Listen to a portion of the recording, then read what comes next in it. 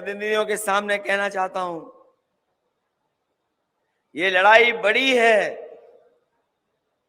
हमारा कोई ऐसा सपना नहीं है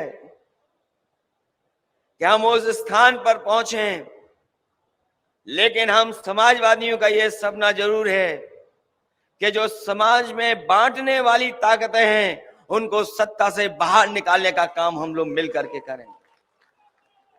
और अगर पीछे मुड़ करके देखें हम, जिस समय पिछला लोकसभा चुनाव था 2019 का, उस समय भी समाजवादियों ने कोशिश की थी और वो ऐतिहासिक फैसला लिया था जो ये देश के तमाम करोड़ों लोग सपना देख रहे थे कि बहुजन की ताकतें एक साथ एक मंच पर खड़ी हो जाएं। जो कभी डॉक्टर राम मनोहर लोहिया और हमारे संविधान के रचयिता जिन्होंने संविधान बनाया, बाबा साहब भीमराव अम्बेडकर जी ने देखा था, वो अपने जीते जी नहीं एक हो पाए, लेकिन 2019 में समाजवादियों ने, और मैं जानता हूं कि हमें कोई भी त्याग करना पड़ा था, हमने त्याग कर करके उस समझौते को करने का काम किया था। अगर देश में देखें, अगर किसी ने भारतीय जनता पार्टी से डट करके मुकाबला कर करके और लोकसभा की सीटों को हराने का काम किसी ने किया था, तो 2019 में समाजवादी लोगों ने मिलकर के बाबा साहब भीमराव अम्बेडकर जी के सिद्धांतों को लेकर के आगे बढ़ करके उन्हें हराया था। हम लोग जो समाजवादी लोग जो चाहते थे कि बड़ी जीत हासिल हो, लेकिन जिस तरह के लोग सत्ता में हैं उन्होंने हर चीज का दुरुपयोग किया, हम कामयाब नहीं हुए। उसके बाद दोबारा समाजवादियों ने और हम लोगों ने मिलकर के 22 का चुनाव लड़ा था। जो हमारी विचारधारा से मिलते जुलते लोग थे, जो उस समय संघर्ष कर रहे थे बीजेपी को हटाने के लिए, उन सबको साथ ला करके हम लोगों ने एक मंच पर एक गठबंधन तैयार किया। और मुझे खुशी है इस बात की कि 2022 में अभी तक का सबसे ज्यादा वोट प्रतिशत अगर किसी दल को मिला था, और हमारी समाजवादी पार्टी को सबसे ज्यादा वोट के प्रतिशत में हम लोग हासिल किए थे। सीटें बढ़ गई, दोगुनी हो गई, जीत नहीं पाए, लेकिन मैं ये कह सकता हूं आज 19 और 22 के प्रयोग ने और जिस तरीके से हमारे कार्यकर्ता नेताओं ने काम किया, हमारी सीटें बढ़ी ना हो जितनी हम लोग चाहते थे, लेकिन हम समाजवादी लोग ये जान गए हैं कि बीजेपी का मुकाबला अगर कोई कर सकता है और बीजेपी को कोई हरा सकता है तो यही समाजवादी पार्टी और समाजवादी पार्टी के कार्यकर्ताओं नेता। जो उपलब्धियां हैं हम समाजवादियों की कोई एक नहीं है। समाजवादियों को जब जब सरकार बनाने का मौका मिला है, जब नेताजी मुख्यमंत्री बने, नेताजी कई बार मौका उन्हें दिया जनता ने, हम लोगों ने जनता के लिए काम किए।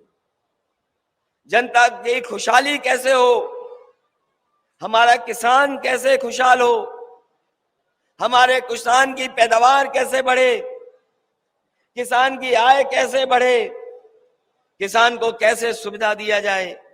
हमारे बहुत सारे समाजवादी यहाँ पुराने नेता होंगे जिन्होंने देखा होगा कि जब नेताजी सरकार में आए थे तो उन्होंने किसानों का सबसे पहले 10,000 का कर्जा माफ कर करके दिखाया था। कर्जा माफ हुआ, किसान को राहत पहुंचाई, सिंचाई से लेकर के खाद, बीज, दवाई का इंतजाम, और जो चुंगी लगा करती थी उसको भी खत्म करने का काम अगर किसी ने किया तो नेताजी ने और समाजवादियों ने कर करके दिखाया था। जब जब समाजवादी सरकार बनी, इस प्रदेश को तरक्की और खुशहाली के रास्ते पर ले जाने का काम किया। बहुत आगे बढ़ी राजनीति, चीजें बदल गई। और जब समाजवादियों को पिछली बार मौका मिला, हमें खुशी है इस बात की कि जो काम पिछली सरकार में समाजवादियों ने करके दिखाए, वो न केवल उत्तर प्रदेश के लिए बल्कि देश के तमाम प्रदेशों के लिए वो उदाहरण पेश हुए जो समाजवादियों ने उत्तर प्रदेश में काम कर कर दिखा दिए। कोई कल्पना नहीं कर सकता था कि जो घोषणा पत्र हम लोगों ने रखा था जनता के बीच में, उसको पूरा का पूरा अमल कर करके और उससे ज्यादा काम कर करके हम लोगों ने दिखाया। जिस शहर में हम लोग बैठे हैं, हालांकि बहुत सारे हमारे नेता इस बात को कहते थे कि लखनऊ में आपने ज्यादा काम कर दिया। मुझे याद है नेताजी भी कहते थे लखनऊ में आपने बहुत समाजवादियों ने काम किया है। ये जो मेट्रो चल रही है, रिकॉर्ड टाइम में देश में अगर किसी ने बनाने का काम किया था तो समाजवादी सरकार ने शहर को मेट्रो दे दी। ये चर्चा होती थी नदियां कैसे साफ हों, और जिन्होंने अखबार पढ़ा होगा कल, वो देखा होगा उन्होंने कि हाई कोर्ट ने कहा है कि गंगा को सफाई करने में ये सरकार धोखा दे रही है। और ये पहली बार कोर्ट की टिप्पणी नहीं है।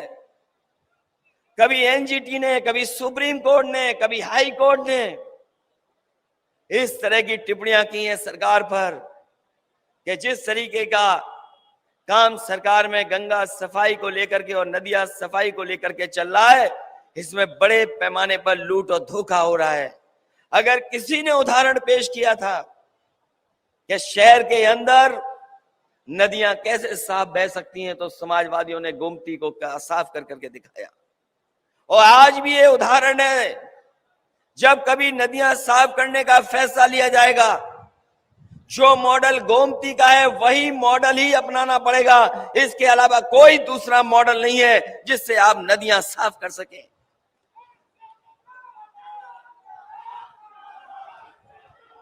इस शहर में जनेश्वर मिश्र जी का भी पार्क है। नेताजी ने लोहिया पार्क बनाया, और जिस समय लोहिया पार्क बना उसी के बाद फैसला लिया गया था कि जयप्रकाश जी के नाम पर भी कोई बड़ा स्थान हो यहाँ पर, जिसमें जॉर्ज फर्नांडिस से लेकर के बड़े बड़े नेता आए थे।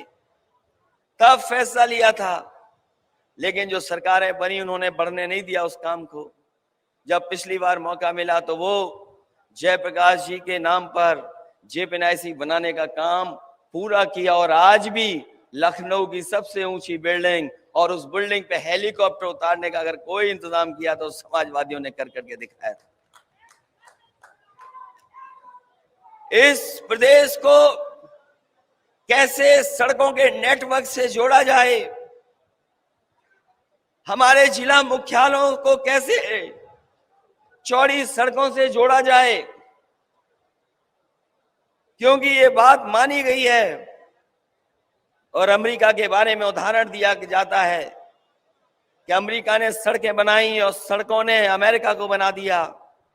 और हम लोग जब जब सड़कों को बनाने के लिए कहते थे तब यही बात कहते थे कि जितनी रफ्तार बढ़ जाएगी, जितनी गति बढ़ जाएगी, उतना ही हमारा विकास और अर्थव्यवस्था बढ़ जाएगी।